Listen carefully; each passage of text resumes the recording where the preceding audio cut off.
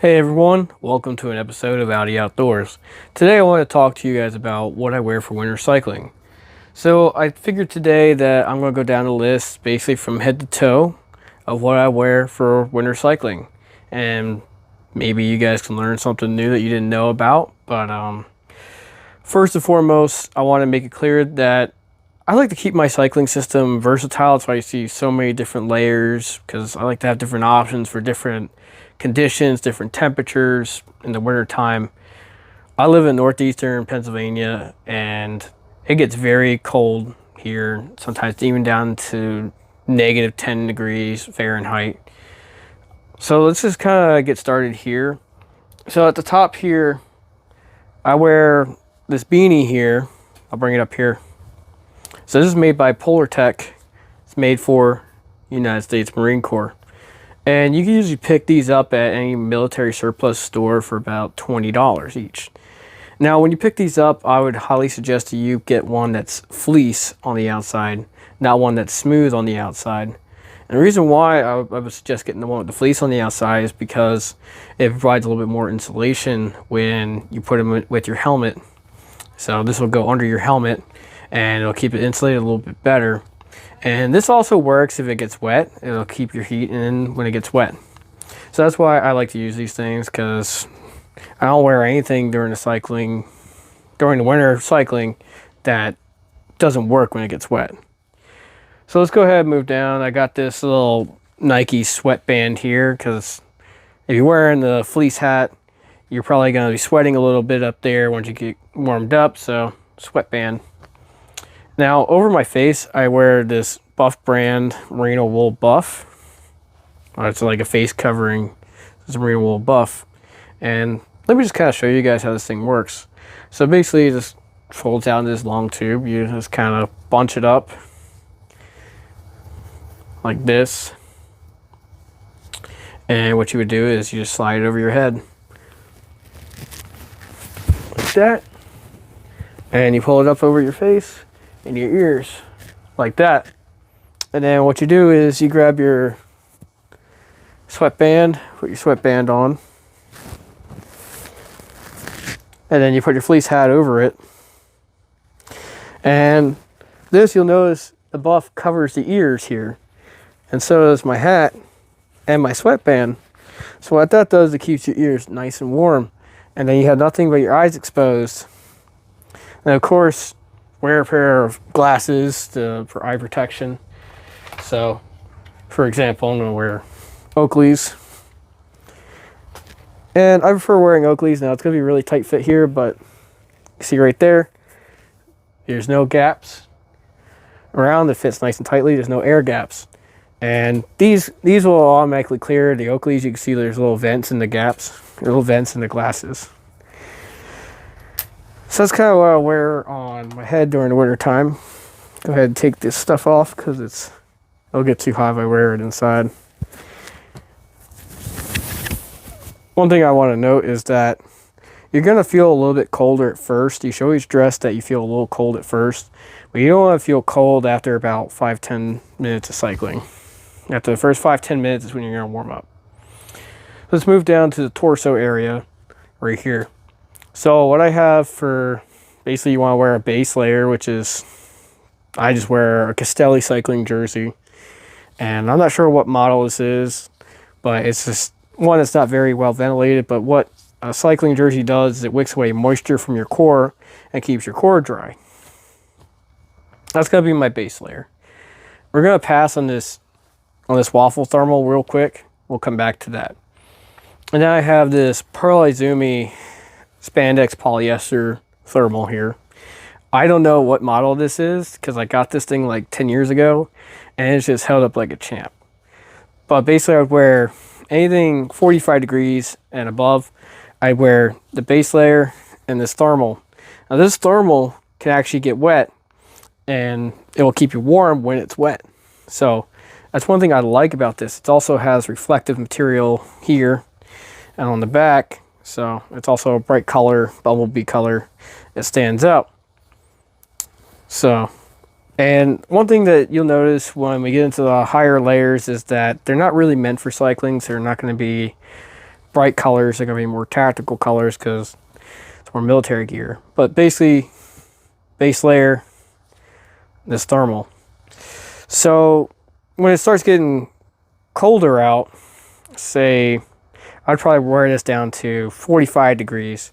When it starts getting down to about 42 degrees Fahrenheit, I'm going to go ahead and throw in the sweater. This is a United States Marine Corps PT sweater. And this is made by Repel Tech. You can get one made by Sophie.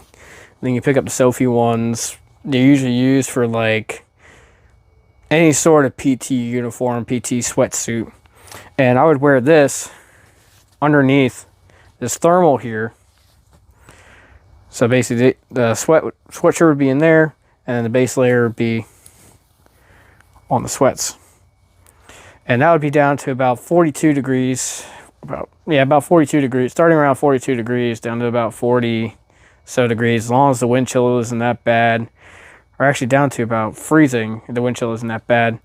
I would actually wear this North Face, it's called the North Face Venture 2 rain jacket. And I got the pants to go with it, the Venture 2 rain pants.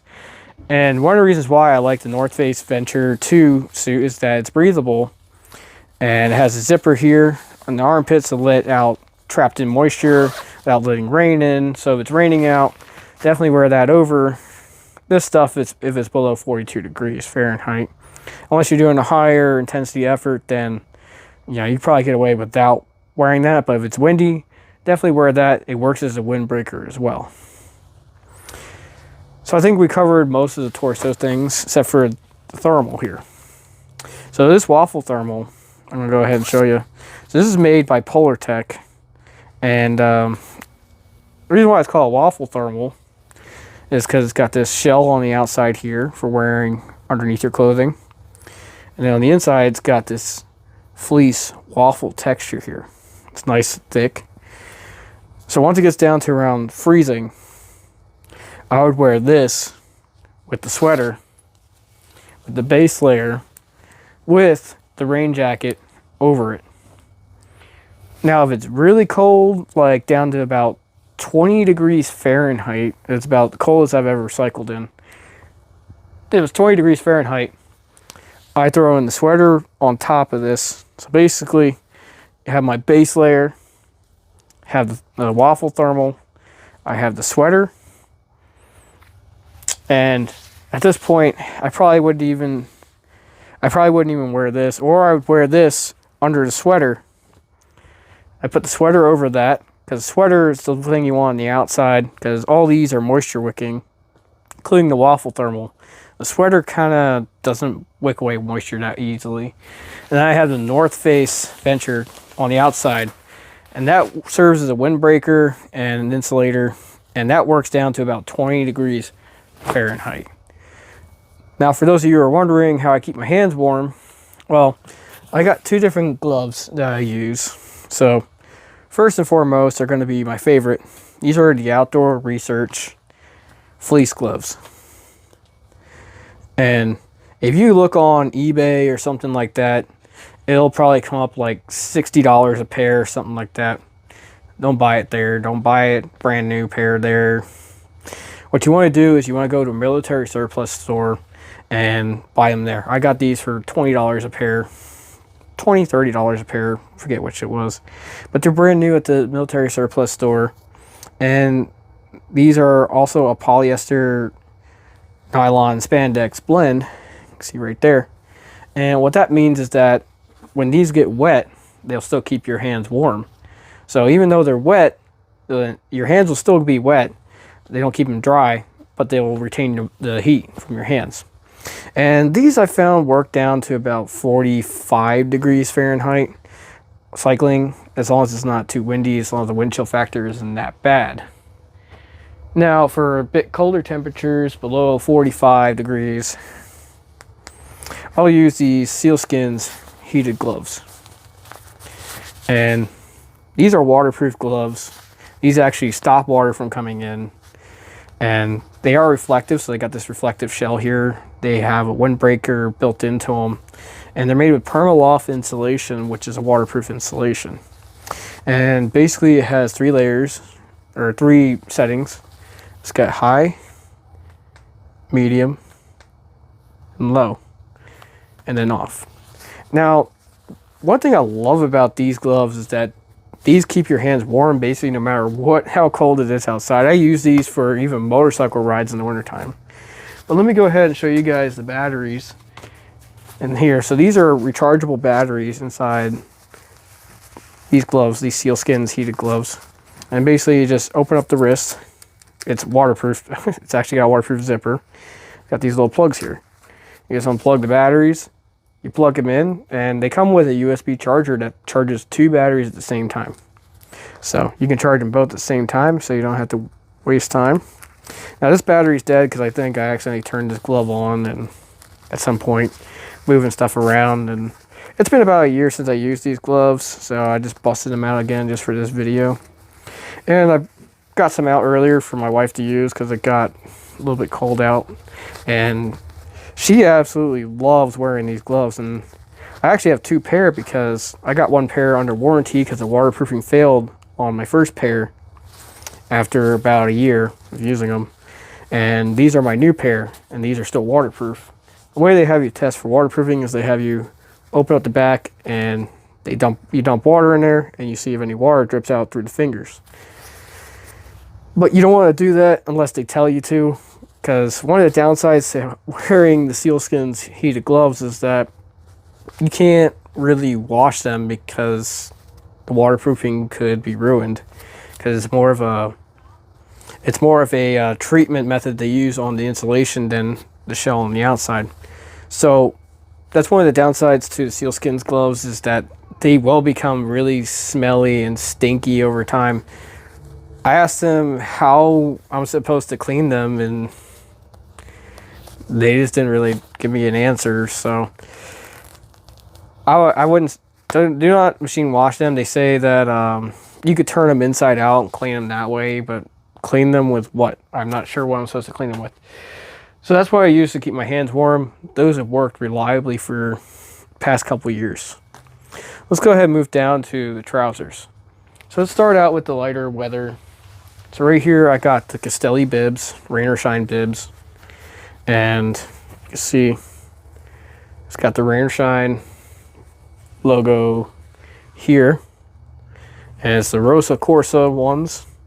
So Rosa Corsa means that they're made with the highest quality fabric out there.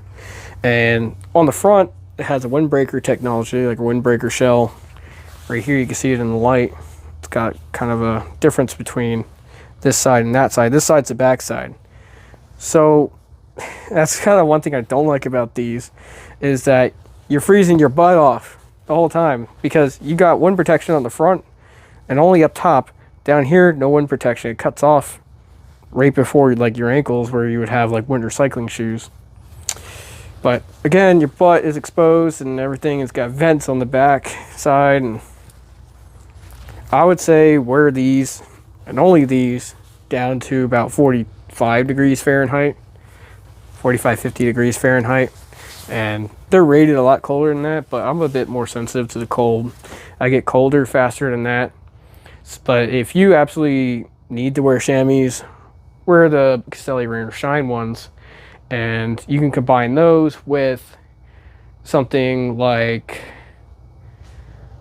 so for the bottoms I got these USMC sweatpants, and these are actually made by Soffe, or Soph, I don't know how you pronounce it, S-O-F-F-E. It's so worn out here I can't show you the name tag, but it's a popular athletic brand that you'd find that they use for most high school or college sports teams. They use that brand for your athletic clothing. And just wear these over those and you'll be pretty warm. So I would say those are probably rated down to about 42 degrees Fahrenheit if you wore them with the sweatpants. Anything below 40 degrees, I would say get away from the Rain or Shine bibs and go ahead and break out this. This is the Under Armour Base 4.0, and you can see Base 4.0. And these basically have a nice fleece on the inside of them, and they're tight fitting. It's like leggings for men, basically. And you wear these anytime below 40 degrees Fahrenheit. I will combine these. I'm going to set the waffle thermals to the side because so waffle thermals should be like if you feel cold in this combined with these. So basically I would wear the base 4.0 inside these sweatpants and combine those two for temperatures below 40. Then when it gets down to around freezing or below freezing, I'm going to go ahead and include the waffle thermal. And the waffle thermal, usually I'm going to put on the base layer, then I'll put on the waffle thermal. Of course, under the base layer, I'm going to have underwear on when I'm not wearing chamois. Don't wear underwear with chamois. So basically, I'm going to wear underwear, base 4.0. Now when I say underwear, I don't mean tighty whities. I mean like athletic underwear made of spandex. Then you're going to wear the waffle thermal and sweatpants. And then wear North Face Venture 2 rain pants over that. This is quite a lot of gear to wear, and you're going to be pretty toasty in that below freezing. So now we've addressed the head, torso, hands. We're going to go down to the feet. So let me kind of show you one thing. So these are my summer cycling shoes. First off, I don't recommend that you use summer cycling shoes for winter. Let me just get that out of there. I can't recommend that you get, I have to recommend that you get a winter cycling shoe, specific cycling shoe, based on my own personal experiences. So, but these are the Lake CX402, I believe. Yeah, something like that. 403. Lake CX403 cycling shoe. And these things suck for wintertime because of all the vents that they have, which is great for hot weather riding. It's got vents here. It's got vents along the sides here. It's got vents down here. Now, one kind of hack you can do is you take out the insole inside, you put it down on a piece of aluminum foil, trace it with a marker, cut out the piece of aluminum foil, and you put the piece of aluminum foil inside your shoe, and then you put your insole in on top of the piece of aluminum foil. And what that does is it blocks off all these vents in the bottom here, and it'll help reflect the heat back up at your feet. Now, this is if you can't afford winter cycling shoes, which is what I did my first winter. But then you still got all the vents up here and on top of your shoe. So what do you do about those? So what I did my first winter was I bought a pair of sealskins overshoes. Overshoes are basically like covers that go over your shoes. The reason why I got those is because it would be like rain, snow mix, sleeting, and tops of shoes would get wet, socks would get wet. So I bought overshoes. Now overshoes are a complete pain in the butt, and they don't really add any warmth to it. They do add some warmth and some wind protection from the front. They definitely block off the ventilation, but they don't really insulate that good, but they do keep your shoe dry. But what it is a pain in the butt because they fit tightly and they go snugly over your shoe, and then you have to position them properly over the cleat. Like has a little cutout for the cleat, has a cutout for the traction pad in the back, and you just gotta be careful how you put it on. And if you ever have to get your shoes off in a hurry, or you want to get them off to go in the store or something, you're gonna be there for a couple minutes trying to get them undone because you have to take the whole overshoe off. Then you can get to the BOA system on your shoes and undo the BOA system and get your regular shoes off. But again, I don't recommend that you use your summer cycling shoes for winter. Instead, I would highly recommend you get yourself a pair of dedicated winter shoes. So this is the City Zero Gore 2. And these are a tri-cleat pattern. Now, if you're using regular SPD cleats, you're going to have a lot more options for winter shoes. But as far as using this kind of cleat, which I believe is an SPD SL, you're going to have a lot harder options, a lot less options for when it comes to winter cycling shoes. So one of the great things about this shoe is that it has a BOA-like closure system by City, or CD, and this shoe is waterproof already, so no need to have any overshoes. It covers your ankles, so you don't have to, and this actually insulates all the way up here to your ankles. so you don't have to worry about it. Also inside, it's also insulated. I'm not sure what kind of insulation that they use in here, but it's sewn in there, and it's nice. You can see how gray it is in there. It's got some nice insulation in there. And the back of these is also reflective, so it's got reflective marks here. And it's got bash guards on the back here, bump guards. So I'm not really sure why you need those, but it's got a replaceable traction pad in the back, so you can replace this when it wears out. So you also got a traction pad in the front. Again, this one's the one that's replaceable, that's why it's got a screw there. One thing to note about these shoes, one of the downsides about these shoes, is this is a carbon plastic mix for the sole, so it's not going to be as stiff. You're going to have more compliance than you would on my other shoes. So these shoes are actually a solid carbon sole, so this carbon is going to be super stiff. It's probably one of the stiffest shoes you can get, which is great if you're going to be sprinting under power and stuff. But this is a composite, actually. It's a carbon, it says carbon, but it's carbon and plastic. So it's just gonna flex more, just basically like this, it's gonna flex more. But again, this is insulated, it's waterproof, and this thing will actually keep your feet warmer than these with the overshoes and doing the aluminum foil hack. And I don't actually have to wear toe warmers with this as often. So now we covered the shoes, let's go ahead and cover what I wear for socks. So for the warmer temperatures, probably like, I'm going to use 42 degrees Fahrenheit. That's basically my cutoff for everything. So down to about 42 degrees Fahrenheit, I wear Darn Tough brand merino wool socks. So these are Darn Tough. And you pick these up at Cabela's, Bass Pro Shops. And this is just a regular hiking sock. These are popular amongst people who hike and stuff like that. I do have Castelli cycling socks for summertime, but they're too thin for the winter time, so I wear merino wool socks. So one thing you can do with the merino wool socks is you can get Hot Hands toe warmers, and what you do is, I know how on the package it shows put it under your foot. Don't do that when you're cycling, because you're constantly putting pressure on that. You don't want to feel a pad under there. So what I do is, these have adhesive backing. It comes with a set of 2 inside of here in each package, and you just stick it to the top of your toes here. It works great because it actually has like a little bit of space here usually, because you're pushing down, so you give yourself a little bit of space on top.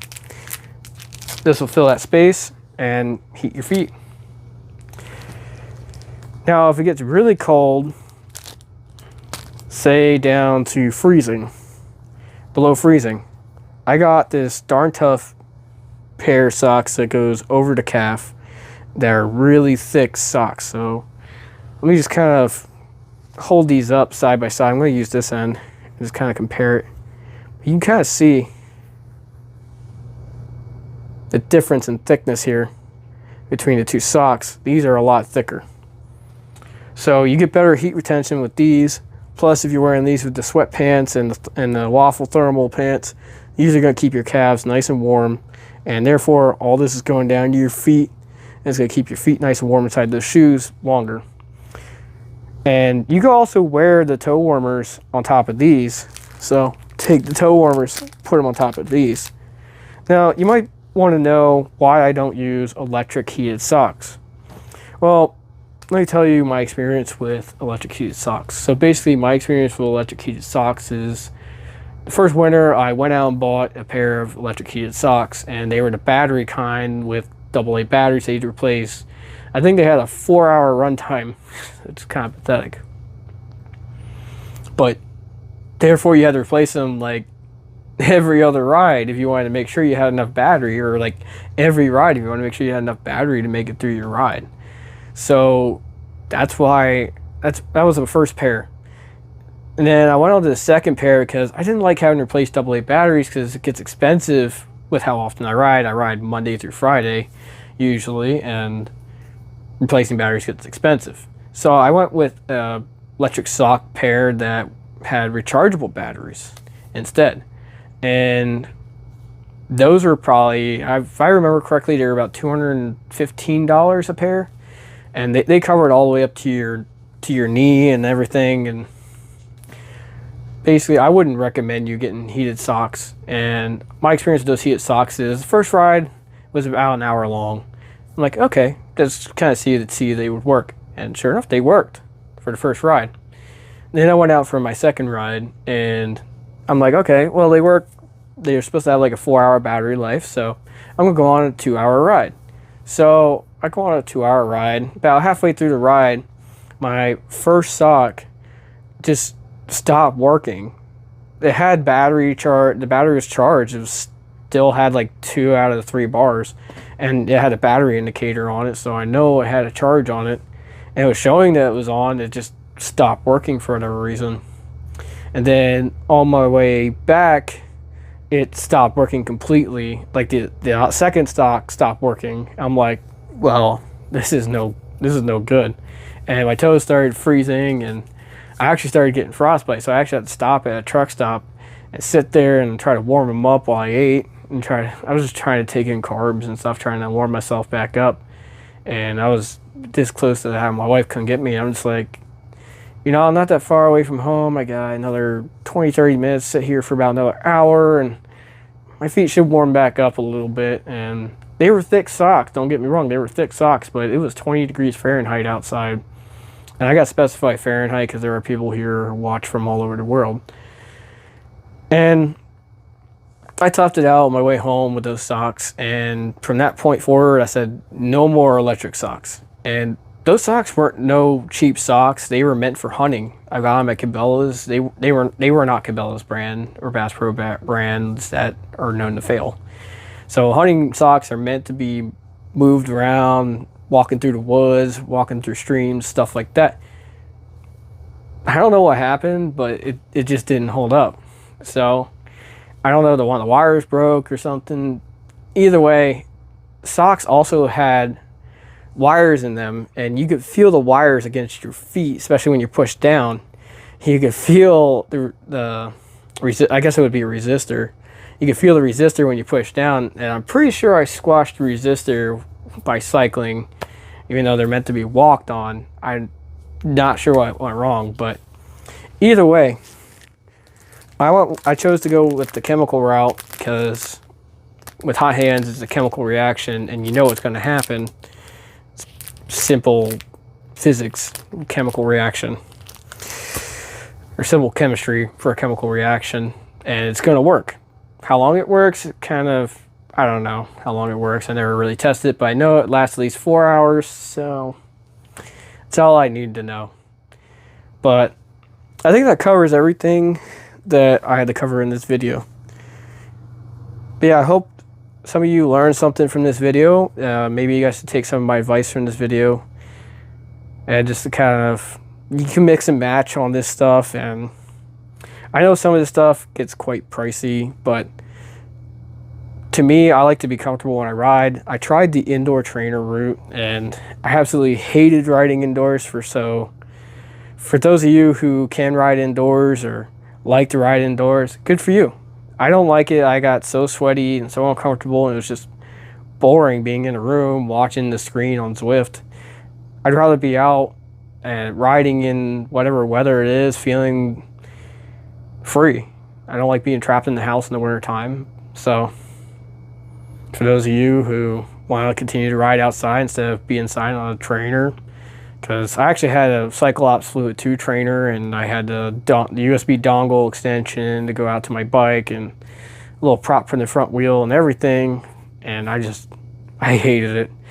So this was my solution for being on an upright road bike, and then eventually I graduated to the Velomobile, where I still use some of this stuff when it gets really cold, but for the most part, I only have to wear the sweatpants and the cycling thermal and the sweat top.